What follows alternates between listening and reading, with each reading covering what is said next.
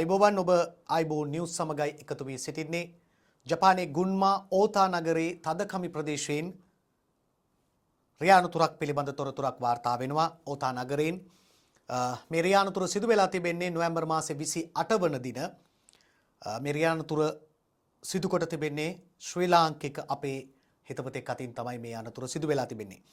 මේ ප්‍රවෘත්තිය පිළිබඳව වාර්තා වෙන්නේ තොචිකි ප්‍රාන්තයේ අශිගගා නගරයේ 80 දෙහැවරදි කාන්තාවක් තමයි මේ ආකාරයෙන් අනතුරට ලක් වී තිබෙන්නේ. ඒ අතර මේ සිද්ධිය පිළිබඳව එම ප්‍රදේශයේ බොහෝ ආයතනවලට මේ පිළිබඳව විශේෂ දැන්වීමක් පවා ඒ පොලිසිය විසින් ලබා දීලා තිබෙනවා. ඒ දැන්වීම ඔබට දැක ගන්නට පුළුවන්. කෙසේ වුවත් රියානුතුරු පිළිබඳව මේ වාර්තාවත් සමග පැන නැගුණු ඊළඟ ගැටලුව තමයි මේ අපේ ශ්‍රී ලාංකිකයා අත තිබී තිබෙන්නේ ජාත්‍යන්තර රියදුරු බලපත්‍රයක්. ඉතින් මේත් සමගම නැවත වතාවක් ජාත්‍යන්තර රියදුරු බලපත්‍රයෙන් ජපානයේ රථවාහන පැදවීම පිළිබඳව නැවත කතිකාවතක් ඇති වී තිබෙන බව තමයි වාර්තා වන්නේ. මෙහිලා විශේෂයෙන්ම බලපත්‍ර නොමැතිවරිය පැදවීමක් ලෙස තමයි මේ වාර්තා වන්නේ. ඒ වගේම මේ 82 හැවරදි කාන්තාවට දැඩි අනතුරක් සිදු වී තිබෙනවා. ඒ අතරම අනතුර සිදු කොට පලා යාම පිළිබඳවත් ප්‍රවෘත්තියක් වාර්තා වෙනවා.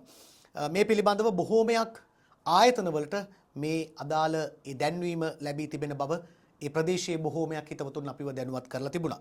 මේත් සමගම බොහෝ දිනෙක අපි හැමදෙනාම දැනුවත් කරන්න කියන ඉල්ලීම කරමින් සිටින්නේ මේ ජාත්‍යන්තර රියදුරු බලපත්‍රයක් අතැතිව මේ රියද ධාවනය සම්බන්ධයෙන් නැවත වතාවක් මේ කරලියට නැගීමත් සමගම ජාත්‍යන්තර රියදුරු බලපත්‍රයෙන් මේ වාහන පැදවීම සම්බන්ධ නීති නැවත වතාවක් තදවීමට ඉඩ ඇති බව තමයි බොහෝ දෙනාගේ අදහස බවට පත්වන්නේ.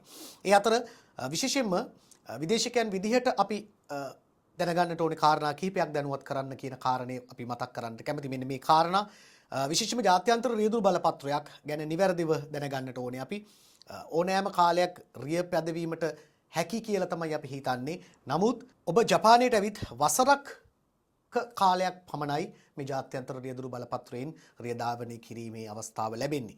නැවත ජපානයේ සිට ලංකාවට ගොස් පැමිණියත් එය රියදුරු බලපත්‍රය අලුත් කරගෙන ආවත් නැවත වතාවක් ඒ පැදවීම පිළිබඳව නීති වෙනස් වෙමින් තමයි තිබෙන්නේ.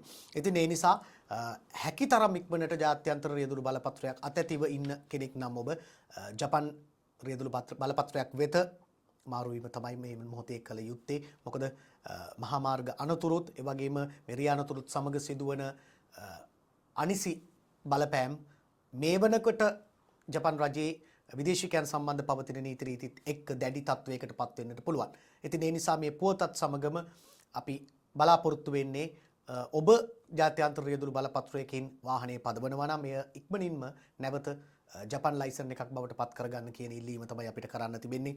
එවිට මේ වගේ අනුවේදනීය පුවත් ශ්‍රී ලාංකිකයන් විදිහට අපිට අසන්නට නොහැකි වේවි. මේ පිළිබඳව ඔබේ අවධානය ලබා දෙන ලෙස අයිබෝ නිවුස් ලෙස අපි ඉතා ගෞරවයෙන් ඉල්ලා සිටිනවා.